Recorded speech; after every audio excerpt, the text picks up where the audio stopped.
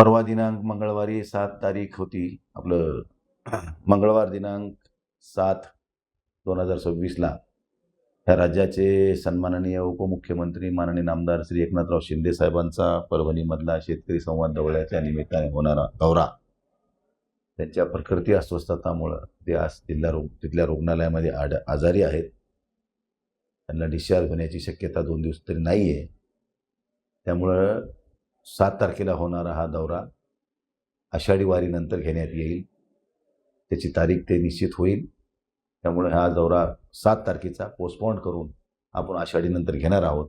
म्हणून मी परभणी जिल्ह्यातल्या सर्व प्रतिष्ठित नागरिक असतील, शेतकरी असतील, व्यापारी असतील, युवक असतील, युवती असतील, महिला असतील, भगिनी असतील, शिवसैनिक, पदाधिकारी, लोकप्रतिनिधी सगळ्यांना ह्या ठिकाणी ह्या निमित्ताने मी सूचना करू इच्छितो, त्यांना विनंती करू इच्छितो की येणाऱ्या 7 तारखेला होणारा जो शेतकरी संवाद दौऱ्याच्या निमित्तानं होणारा शिंदेसाहेबाचा कार्यक्रम तो पोस्टपोन झालेला आहे आणि तो 25 तारखेनंतर आषाढी वारीनंतर होईल. त्याची पूर्वसूचना आपल्या सर्वांना देण्यात येईल. आणि ह्या दौरा अचानक कॅन्सल झाल्यामुळं आपण ती कारणसुद्धा तसं तेवढं महत्त्वाचं आहे. त्यामुळे त्यांची प्रकृती खूप महत्त्वाची आहे. मी ईश्वरचरणी एवढी प्रार्थना करीन की त्यांना चांगलं दीर्घायुष्य लाभावं, ह्या प्रकृतीतून ते लवकर तंदुरुस्त व्हावेत आणि त्यांनीसुद्धा जास्त मेहनत करताना थोडी काळजी घ्यावी, आरामाला थोडं प्राधान्य द्यावं अशी त्यांनाही विनंती करतो. आणि हा दौरा चांगल्या प्रकारचं नियोजन आज झालेलं होतं, परंतु ह्या महत्त्वाच्या कारणामुळं त्यांच्या प्रकृती अस्वस्थामुळं हा कार्यक्रम 25 नंतर होईल. त्याची पूर्वसूचना सगळ्याला दिल्या जाईल आणि याच्यापेक्षाही जोमात कार्यक्रम आपण 25 नंतरचा करू, ही आपल्याला सर्वांना विनंती. धन्यवाद. जय हिंद, जय महाराष्ट्र.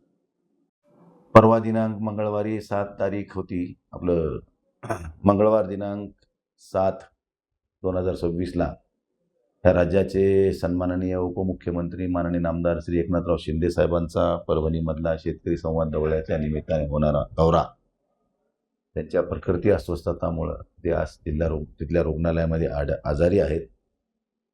त्यांना डिस्चार्ज होण्याची शक्यता 2 दिवस तरी नाही आहे.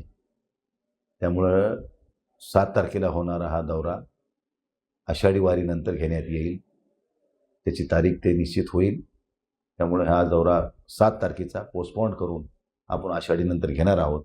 म्हणून मी परभणी जिल्ह्यातल्या सर्व प्रतिष्ठित नागरिक असतील, शेतकरी असतील, व्यापारी असतील, युवक असतील, युवती असतील, महिला असतील, भगिनी असतील, शिवसैनिक, पदाधिकारी, लोकप्रतिनिधी सगळ्यांना ह्या ठिकाणी ह्या निमित्ताने मी सूचना करू इच्छितो, त्यांना विनंती करू इच्छितो की येणाऱ्या 7 तारखेला होणारा जो शेतकरी संवाद दौऱ्याच्या निमित्तानं होणारा शिंदेसाहेबाचा कार्यक्रम तो पोस्टपोन झालेला आहे आणि तो 25 तारखेनंतर आषाढी वारीनंतर होईल.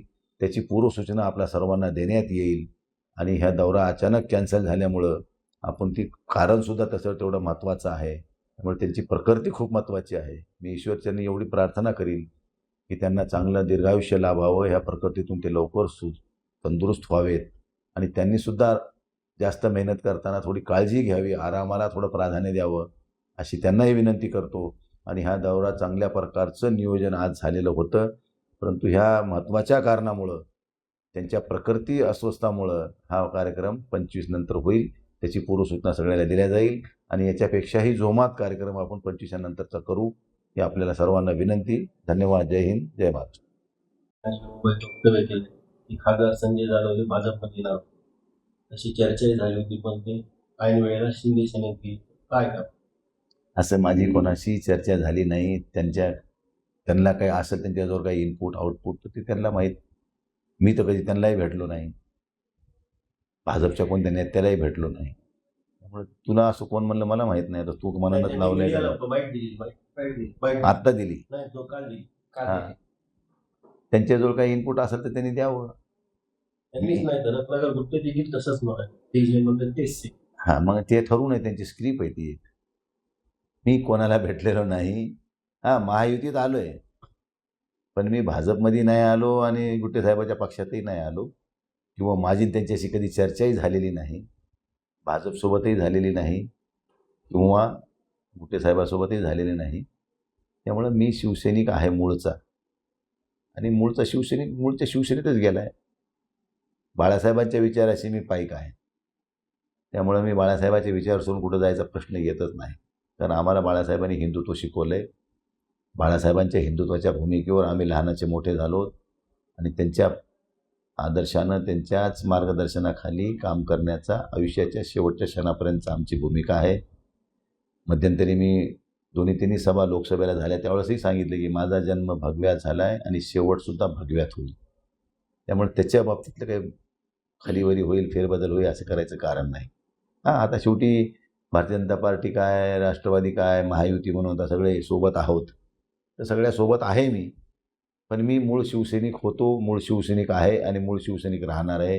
मी कोणाशीही चर्चा केलेली नाही किंवा कोणाशीही कमिटमेंट केलेली नाही. त्यांनी जर म्हणावं की मी तुम्हाला कधी भेटलो, मी भाजपमध्ये येणार आहे असं मला कुठेतरी सांगा म्हणा एखादं उदाहरण की इथं भेटलो होतो, तिथं भेटलो होतो, हे पुरावा आहे, हे फोटो आहे, हे व्हिडिओ आहे. तुम्ही म्हणता तसं स्वीकारतो म्हणा. कुठेतरी भाजपचे नेते धास्तावेल असं वाटतं का आपण शिंदे सेनेत आहे? नाही असं काय धास्तावायचा काय संबंध आहे? एका विचारसरणीत काम करतोय म्हणल्यावर त्यांचं आम्हाला सपोर्ट, आमचा त्यांना सपोर्ट, ही भूमिका घेऊन चालावं लागतं. पहिलेपासूनच युतीचा धर्म आपण पाळत आलेला आहे. शिवसेना, भाजप नवीन नाही आहे आम्हाला. त्यामुळं आम्ही आणि ते दोघं एका विचारसरणीतून काम करतोय म्हणल्यावर आम्ही एक दुसऱ्याला समजून घेऊन चालावंच लागेल आम्हाला, ते काही जरी असलं तरी शेवटी.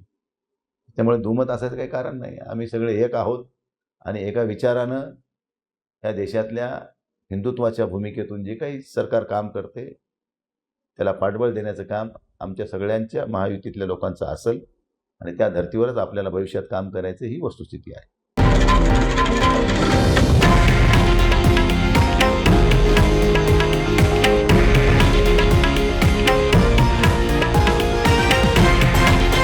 हे आहे देशातील नंबर 1 न्यूज नेटवर्क आणि आपण पाहत आहात TV9 मराठी, एकमेव.